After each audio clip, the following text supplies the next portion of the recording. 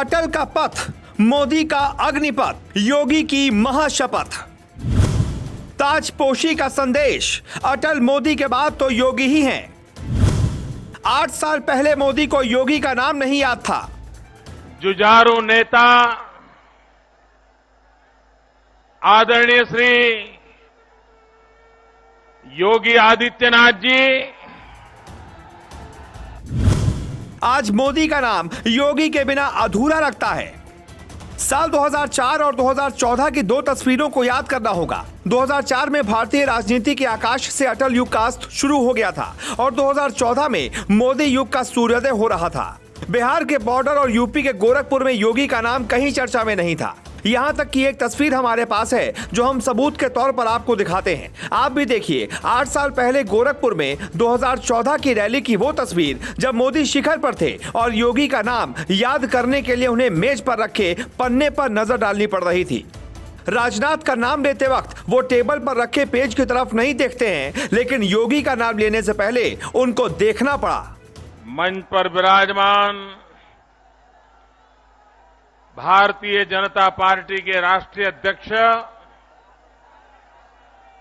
आदरणीय श्री राजनाथ सिंह जी,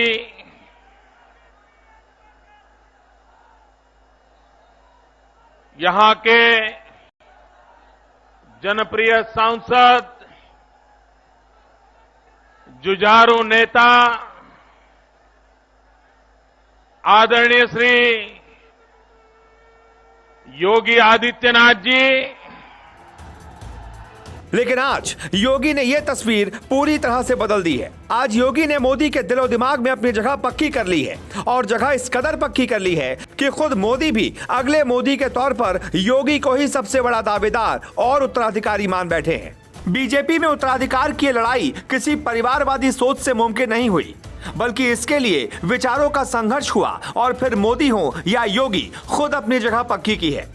कैसे, यह हम आपको बताएंगे। लेकिन 21 मार्च को लखनऊ में अटल मोदी योगी का महासंगम हो रहा है। अटल के नाम वाले इकाना स्टेडियम में 50,000 लोगों के बैठने की क्षमता है। करीब 70 एकड़ जमीन पर फैला ये पूरा खेल परिसर पहली बार सियासत के एक बड़े गेम की शुरुआत का गवाह बनने जा रहा है।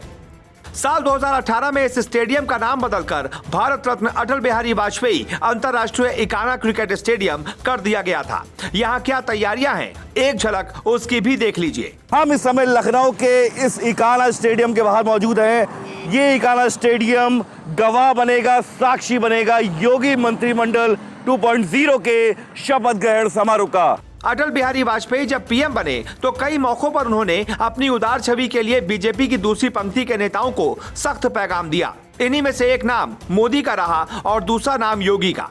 अटल जी ने इन 2 नेताओं को डांट पिलाई और यही उनके लिए वरदान साबित हो गई।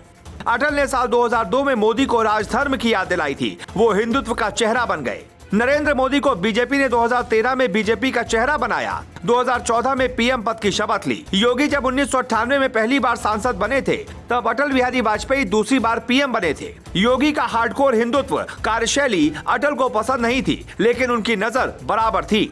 2004 में महाराजगंज की रैली में अटल ने कहा, पूर्वांचल में रहना है तो योगी योगी कहना होगा। अटल के शब्दों में जादू था। योगी की जीत करीब 1.5 लाख वोटों से हुई। योगी नया ब्रांड बन गए। 2006 में लखनऊ बीजेपी कार्यकारिणी की मीटिंग थी। इसी दौरान योगी ने गोरखपुर में कार्यक्रम रखा।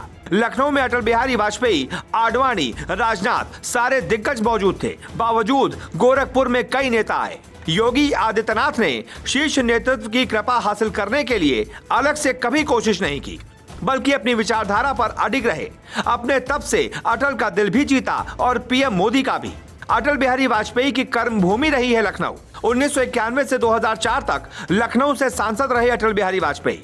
अब अटल की स्मृतियों वाले स्टेडियम में ताजपोशी की तैयारी हो रही है। इस ताजपोशी में योगी शपथ सीएम की लेंगे, लेकिन इस स्टेडियम में मौजूद बीजेपी संघ और हिंदुत्ववादी संगठनों से जुड़े तमाम दिग्गज भविष्य के पीएम का अक्स तलाशते रहेंगे। अटल के बाद आए मोदी, मोदी के बाद कौन, योगी और कौन? अगर आपको अब भी इस जवाब में कुछ शक नजर आ रहा है तो आप ताजपोशी की हर तस्वीर को गौर से देखने के लिए तैयार रहें।